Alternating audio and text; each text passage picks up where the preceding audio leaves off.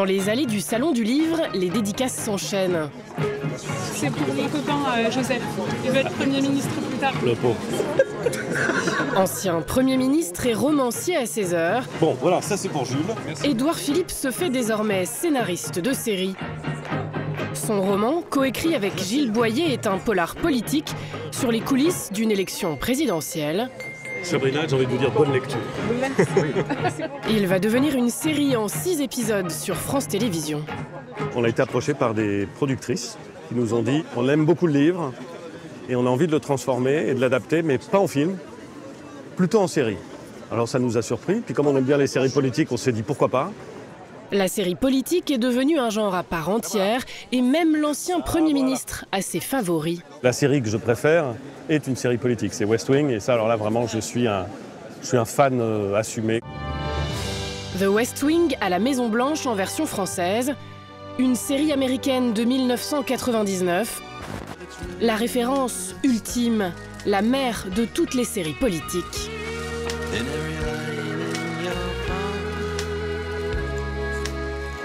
Non, ça me fait un truc, elle est dingue cette scène. C'est pas une série purement réaliste, c'est une série qui s'appuie sur des choses concrètes pour dire voilà ce que l'Amérique avec un grand A peut être. Et donc en ce sens, c'est une série rêvée, peut-être pas, mais en tout cas qui fait penser que la politique peut être quelque chose de noble et de fort. Dans le dédale des couloirs de la Maison Blanche, les coulisses de la vie politique américaine, comme on ne les avait jamais vues. On a perdu 2 démocrates. Ils émettent des objections idéologiques. Oui, mais ce n'est pas vraiment le moment de perdre des démocrates. Il y a un avant et il y a un après à la Maison Blanche. Elle est tombée pile au bon moment pour questionner notre regard sur la politique et ce que la fiction peut en faire. Dans les années 2000 et 2010, les séries politiques se multiplient. Avec VIP, les Américains découvrent une vice-présidente loufoque et impitoyable. Putain de président! Au Danemark, Borgen installe une femme à la tête du gouvernement et confronte ses idéaux d'intégrité à la réalité de l'exercice du pouvoir. Je ne te reconnais pas, Birgit. Je me suis adaptée aux circonstances. Dans les années 2010, quand Netflix veut conquérir le monde, elle s'appuie sur une série politique. House of Cards est son héros cynique, prêt à tout pour conquérir et conserver le pouvoir. La route du pouvoir est pavée d'hypocrisie.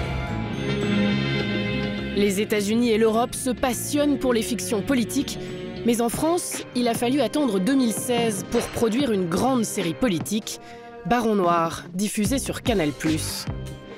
Nous avons rencontré son producteur Thomas Bourguignon. À l'époque, dit-il, d'autres chaînes n'osaient pas se lancer par peur de froisser le monde politique.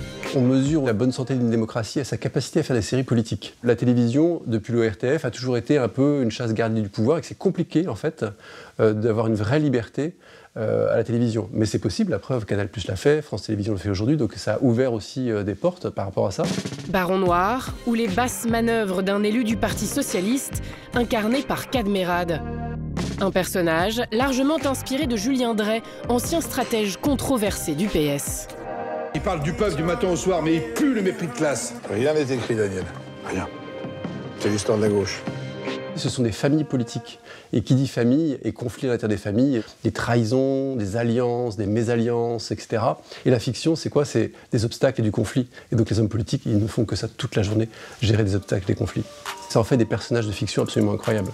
Baron Noir dresse le portrait d'un monde cynique, violent et passionné, et invente des rebondissements parfois prophétiques. Quand on a vu Éric Zemmour arriver, on s'est dit « Oh la vache, ça me rappelle Baron Noir ». On a vu les Gilets jaunes, ça me rappelle Baron Noir. Un miroir de la société, comme peut l'être aussi la série Jeux d'influence sur Arte.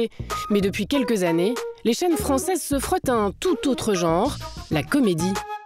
Avec Parlement sur France Télévisions qui plonge dans les coulisses de l'Union européenne, ou plus récemment sur Netflix, En Place, qui installe à l'Élysée Stéphane Blais, un homme noir, éducateur en banlieue.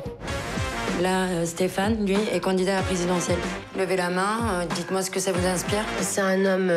Noir, banlieue, deal. Polygamie. J'ai jamais vu ça de ma vie. Même Guy Georges, il se présentait à plus de chances que Stéphane. On sait qu'on prend des libertés avec la réalité, mais on avait quand même envie de parler de choses qui sont la constitution d'un programme, la façon de récolter les 500 signatures pour les apporter au Conseil constitutionnel, le débat d'entre-deux tours, c'était de le crédibiliser pour qu'à la fin de cette saison 1, quand Stéphane Blais est élu président, on se dise pas c'est un énorme coup de bol, ça pourrait jamais arriver, qu'on se dise ouais, peut-être. C'est ça qui nous amusait.